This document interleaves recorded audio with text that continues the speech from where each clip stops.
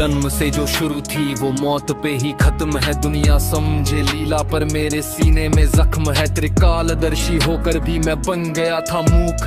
देख रहा था अपनों की मैं एक एक चूक।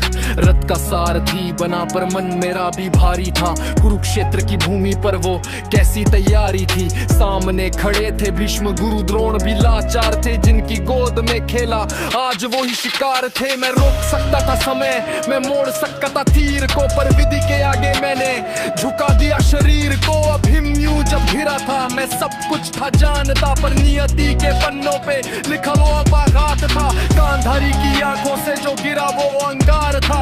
मेरे पूरे वंश का उसमें छुपा संहार था। माँ के उस श्राप को सम्मान मैंने दे दिया। अपने ही कुल का बलिदान मैंने दे दिया। कहने को द्वारिकाधीश पर घर मेरा भी टूटा। मेरे ही सामने मेरा यदुवंश पूरा फूटा। मदिरा के नशे में मेरे भाई लड़ मर गए।